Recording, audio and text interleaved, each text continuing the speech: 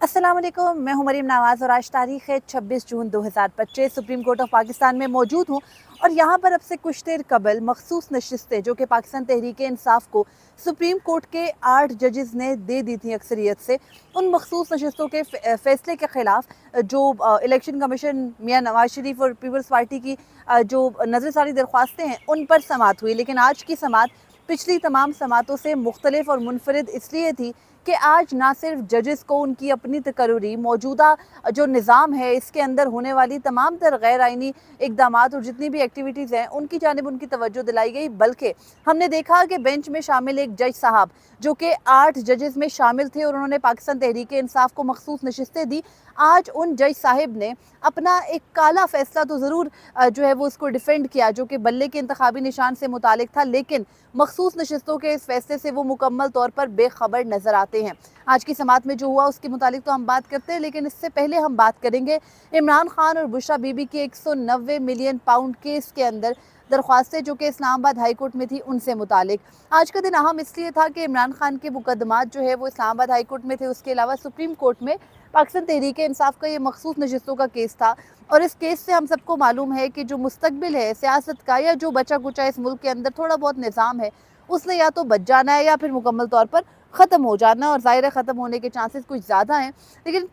Islamabad high court में इमरान खान और बुशरा बीबी के जो 190 मिलियन पाउंड केस था उसके अंदर कुछ अहम ये हुआ कि नैब ने, हम सबको पता था कि नैब कोई ना कोई हीला बहाना ज़रूर बनाएगा, तो नैब ने वही किया। बिल्कुल आखिरी मोमेंट के ऊपर गुज़िश्ता रोज़ जावेद अरशद नामी एक जो है वो प्रोसिक्यूटर मुकर्रर किए गए। स्पेशल प्रोसिक्यूटर नैब की जानिब से इमरान खान और बुशरा बीबी की सज़ाओं के खिलाफ जो है वो लड़ने के लिए केस इस्लामाबाद हाई कोर्ट में। आज इन प्रोसिक्यूटर साहब ने आके 4 हफ्ते का वक्त मांगा जस्टिस सरफराज डोगर और जस्टिस मोहम्मद आसिफ से। पिछली समाअत पर जस्टिस मोहम्मद आसिफ अचानक छुट्टी चले गए थे, उसी पिछली समाअत पर जो नैब ने यानी 5 जून की समाअत पर जो है वो नैब ने वक्त मांगा था और कहा था कि उनको जो है वो तैयारी के लिए वक्त दिया जाए। अभी प्रोसिक्यूटर्स जो है वो नोटिफाई होने हैं। और फिर क्या हुआ, गुज़िश्ता रोज़ जो है वो प्रोसिक्यूटर्स नोटिफाई हुए और उसके बाद आज जो है वो प्रोसिक्यूटर साहब ने आकर अदालत को बताया कि उनका जो ये पूरे का पूरा मुकदमा है उसकी अभी तैयारी नहीं है, उनको तो पता ही नहीं है अभी केस क्या है, अभी उन्होंने देखना है, तैयारी करनी है, 4 हफ्ते का वक्त दिया जाए। और अदालत ने कोई जो है वो तारीख नहीं दी अगली और उन्होंने केस की समाअत मुलतवी कर दी। बहरहाल पाकिस्तान तहरीक इंसाफ की लीडरशिप हलीमा खानम साहिबा वगैरह अदालत में मौजूद थे। उन्होंने कहा जज साहब को कहिए कि वो तारीख थे, लेकिन एज़ यूजुअल आपको मालूम है कि इस मुकदमे में जस्टिस सरफराज डोगर इस निज़ाम के साथ जो है वो निज़ाम से भी ज़्यादा वफादारी के साथ खड़े हैं, शाह से ज़्यादा शाह के ज़्यादा वफादार है। बहरहाल अब उनका जो है वो इस केस में इकदाम क्या है आप सबके सामने है। आगे बढ़ते हैं मरकज़ी केस की जानिब जो कि सुप्रीम कोर्ट ऑफ पाकिस्तान में था और जो ज़्यादा जो है वो वहाँ पर तो एक जस्टिस सरफराज डोगर और जस्टिस मोहम्मद आसिफ हैं, यहाँ पर 11 जजेज़ हैं जो अपनी वफादारी के अलग अलग सबूत देते हैं हमें नज़र आ रहे हैं। इस केस के अंदर आज जो है वो सलमान अकरम राजा ने जब दलाइल का आगाज़ किया तो उन्होंने अदालत को बताया कि सुप्रीम कोर्ट ऑफ पाकिस्तान की नज़ायर हैं। जब परवेज़ मुशर्रफ ने एमरजेंसी का नफाज करके एक पीसी ऑर्डर के तहत जो है वो जजेस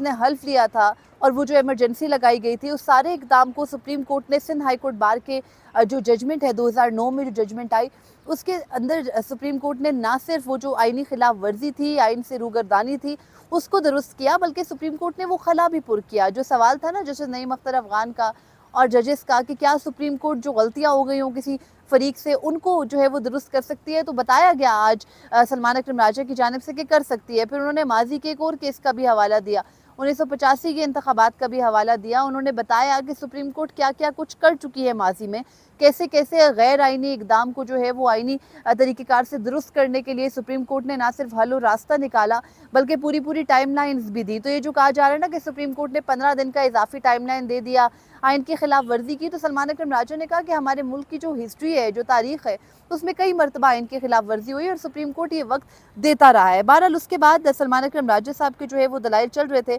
बार बार उनसे ये सवाल है इस बेंच का, इन जजेस का, कि जो ये मौजूदा मुकदमा है इसके अंदर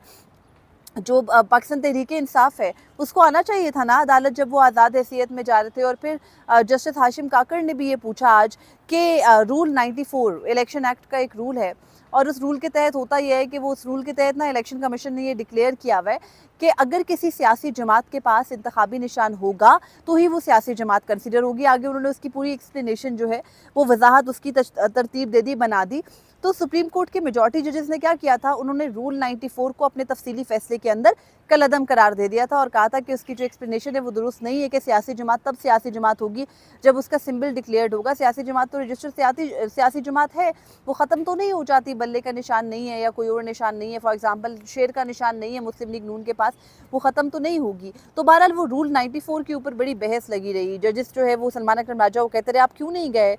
जो है वो आप अदालत में क्यों नहीं गए। तो सलमान अकरम राजा ने बताया कि मैं बिल्कुल गया था जनाब, मैं लाहौर हाईकोर्ट गया था। लाहौर हाईकोर्ट जाकर मैंने जज साहब के सामने रूल 94 ही चैलेंज किया था, जिसकी बुनियाद बनाकर इलेक्शन कमीशन पाकिस्तान तहरीक इंसाफ को जो है वो उसकी हैसियत को तस्लीम नहीं कर रहा था। और सलमान अकरम राजा ने बड़ी तफसील से दोबारा पूरी बात बताई। उन्होंने बताया कि 22 दिसंबर 2023 को कैसे आखिरी तारीख थी कागजात नामजदगी जमा कराने की। इलेक्शन कमीशन ने उस दिन पाकिस्तान तहरीक इंसाफ को इंट्रा पार्टी इलेक्शन ना कराने पर जो है वो पूरी जमात की हैसियत को ख़त्म कर दिया। एक्सटेंडेड डेट दी, 24 दिसंबर तक दोबारा तारीख में जो है वो 2 दिन दिए गए मजीद। और जब वो 2 दिन भी पूरे होने को आए तो इलेक्शन कमीशन इस तफसील के साथ आ गया कि जो PTI है उसने इंट्रा पार्टी इलेक्शन नहीं कराए, वो जमात नहीं है। बहरहाल आज बड़ी मुफस्सिल और फिर उन्होंने बताया कि कितना कम वक्त था। उन्होंने बताया कि 25 जनवरी को जो है वो लाहौर हाईकोर्ट ने हमें वापस उसी इलेक्शन कमीशन के पास भेज दिया रूल 94 वाले मामले पर, जिस इलेक्शन कमीशन के खिलाफ हम लाहौर हाईकोर्ट गए थे। और उसके बाद वो कहते हैं जब हम सुप्रीम कोर्ट आए तो एक मरतबा रजिस्ट्रार ऑफिस ने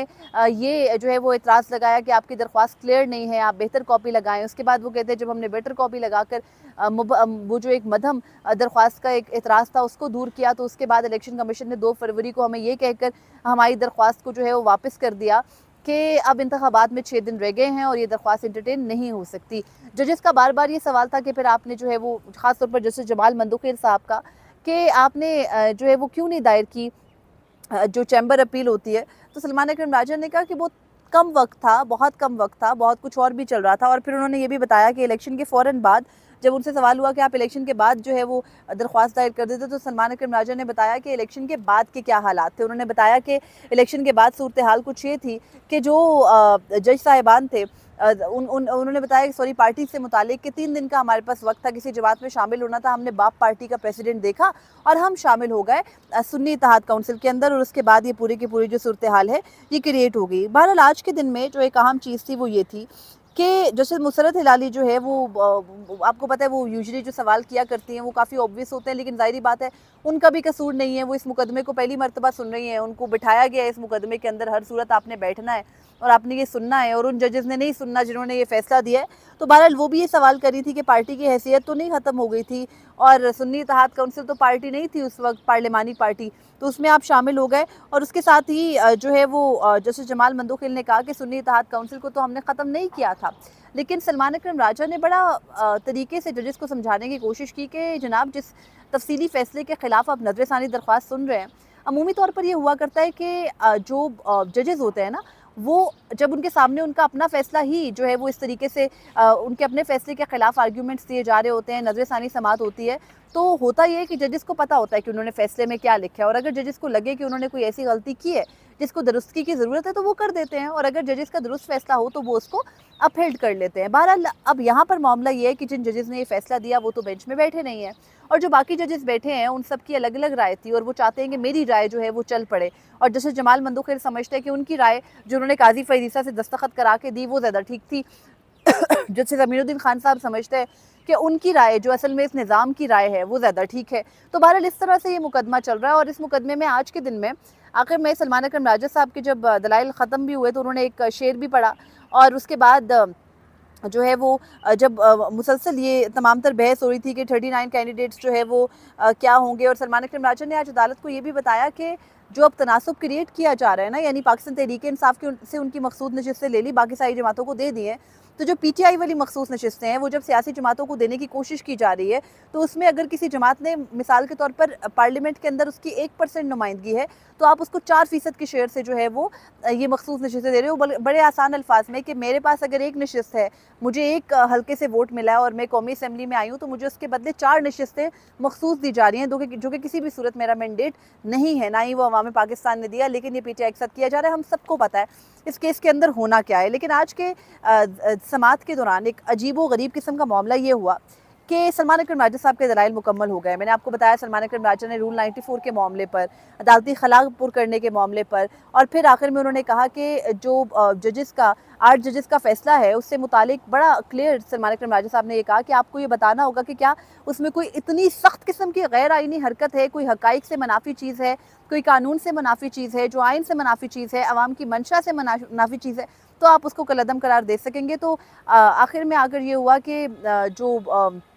सलमान अकरम राजा हैं उनके दलाइल में कि जब वो कंक्लूड कर रहे थे, वो ख़त्म कर रहे थे, तो उन्होंने जजेस को बड़ा क्लियरली कहा कि मैं आपके ऊपर ये मामला छोड़ रहा हूँ कि आप आवाम का जमहूरी हक जो है उसको देखेंगे या फिर आप इन टेक्निकलिटीज़ को देखेंगे जिनका ऑलरेडी मैं आपको बड़ी क्लियर जो है वो सब चीज़ें बता चुका हूँ। जस्टिस अमीनुद्दीन खान साहब जो कि बेंच के सरबराह भी हैं और इस निज़ाम की सबसे बड़ी बेनिफिशरी माने भी जाते हैं, समझे भी जाते हैं भी, वो जो है वो जस्टिस अमीनुद्दीन खान साहब कहते हैं कि देखना तो हमने ये है ना कि सारी बदनीयती और गलतियां इलेक्शन कमीशन ने की हैं या फिर जो 8 जजेस का फैसला है उसके अंदर आइन से रूगर्दानी हुई। तो इस किस्म का माइंडसेट है। बहरहाल आज जो है वो जजेस के साथ कुछ अपसेट मामला ये हो गया कि हामिद खान साहब की दरख्वास्त तो जनरल एडजमेंट की आई थी और उन्होंने दलाइल नहीं भी देने थे, लेकिन वो अदालत के सामने पेश हुए। उन्होंने बताया कि मैंने अमूमी इल्तवा जो है वो मांगा था, वो मुझे दे भी दिया गया है, लेकिन मैं आपसे पूछना चाहता हूँ कि मतलब अब मेरा जब अमूमी इल्तवा की दरख्वास्त है तो आप मुझे इसे ग्रांट कर दें। तो जस्टिस अमीनुद्दीन खान साहब फरमाते हैं कि नहीं, आप तो सीनियर वकील है, आपको मुझे ये बताने की ज़रूरत नहीं है कि जो है वो आपको अमूमी इल्तवा नहीं दिया जा सकता। तो वहाँ पर जो है वो हुआ कुछ है कि जो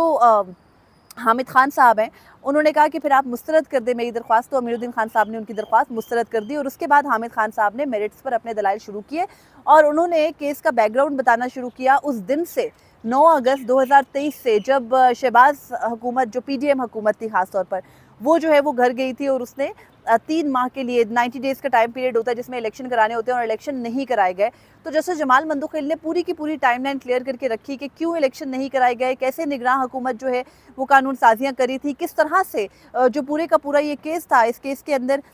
का जो पूरा बैकग्राउंड बनता है, कहाँ से इलेक्शन जो है वो कराने की तारीख आपने डिले की, उसके बाद आपने जुडिशरी से आरोज़ नहीं लेने दिए, ब्यूरोक्रेसी से किए। फिर जस्टिस अली बाकर नजवी जो कि इस बेंच के अंदर भी शामिल हैं, 11 रुकनी बेंच के अंदर, इसी बेंच के एक रुकन ने जब कहा कि ब्यूरोक्रेसी से नहीं लिए जा सकते जुडिशल अफसरान, तो काजी फरीसा ने किस तरह से उनके खिलाफ, उनके कंडक्ट पर भी जो है वो रिमार्क्स दिए थे। और फिर उन्होंने बताया कि किस तरह इलेक्शन का पूरा शेड्यूल अनाउंस हुआ। फिर उन्होंने बताया कि किस तरह से बदतरीन धांधली की गई और जो हार चुके थे इलेक्शन, हामिद खान साहब ने कहा कि जो इलेक्शन हार के जमातें अपने घरों को जा चुकी थी उनको अगले दिन बुलाकर विक्ट्री स्पीच कराई गई। फिर उन्होंने ख्वाजा आसिफ की मिसाल दी कि उनको 27,000 वोट पड़े, लेकिन अगले दिन फॉर्म 47 के जरिए वो भी जीते हुए थे और आज वो वजीर दिफा भी हैं। फिर हामिद खान साहब ने यह भी बताया कि किस तरह से पूरे का पूरा ये निज़ाम जो है ये अब एक तरह से फतह कर लिया गया है या गिरवी रख दिया गया है इस्टेब्लिशमेंट के हाथों। तो बहरहाल ये तमाम तर जब बातें हुई तो जस्टिस अमीनुद्दीन खान साहब ने जो काजी फरीसा का तस्करा आया, एक तो बल्ले के इंतखाबी निशान से मुतालिक बड़ा मुफस्सिल बताया हामिद खान साहब ने कि कहाँ से वो मामला शुरू हुआ और बल्ले के इंतखाबी निशान में दीगर जमातों यानी ANP को आपने उसी दिन जब आप PTI का इंटर पार्टी इलेक्शन जो है वो कलअदम करार दे रहे हैं, उसी दिन ANP को इलेक्शन कमीशन ने 20,000 जुर्माना करके उनका इंटर पार्टी इलेक्शन ना होने पे उनको मई तक का टाइम दे दिया और ANP ने बतौर जमात इलेक्शन लड़े। उसके अलावा ये भी, जब वो ये बात कर रहे थे तो एक बड़ी हैरानकुन बात मेरे लिए ये थी कि जस्टिस मोहम्मद अली मजहर साहब जो कि उन 8 जजेस में शामिल थे जस्टिस मंसूर अली शाह के साथ जिन्होंने पाकिस्तान तहरीक इंसाफ को मखसूस नशिस्तें दी, वो जस्टिस मोहम्मद अली मजहर ना सिर्फ अपने बल्ले के इंतखाबी निशान की डिफेंस में आ गए, बल्कि बड़े खुलकर आ गए और PTI को उसकी गलतियां बताने लगे। और इससे पहले जब वो मेजॉरिटी जजमेंट उनके सामने पढ़ी जा रही थी तो कवर अप करने के लिए कह रहे थे कि आप मेरे सामने ये पढ़े जजमेंट ताकि मुझे भी ज़रा रिफ्रेश हो जाए मेरे माइंड में कि जजमेंट क्या थी। यानी आपने पहले जजमेंट को पढ़े बगैर सिग्नेचर कर दिया था, आपको पता नहीं था कि वो मामला क्या था। और फिर हामिद खान साहब ने बाकायदा बताया कि किस तरह से इलेक्शन एक्ट को अमेंड करके, मादी से इतलाक़ करके उसका जो पाकिस्तान तहरीक इंसाफ से ली जाने वाली मखसूस नशिस्तें थी उनको जस्टिफाई किया गया। और उन्होंने कहा कि जब मैंने इस मामले को चैलेंज किया तो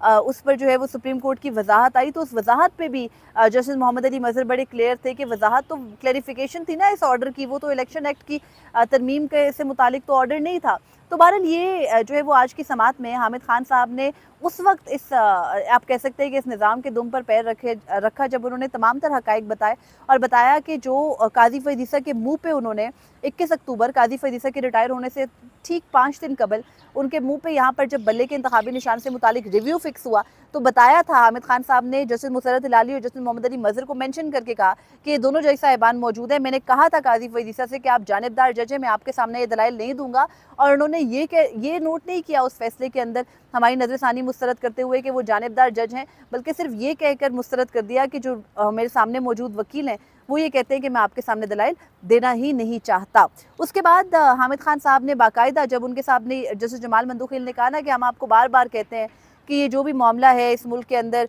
जो फैसल सिद्दीकी का हवाला देके कहा कि वो कहती हैं कि फ़ातिमा जिन्ना के वक्त से जो है ये नाइंसाफ़ी मुल्क के अंदर चल रही है, तो जो फ़ातिमा जिन्ना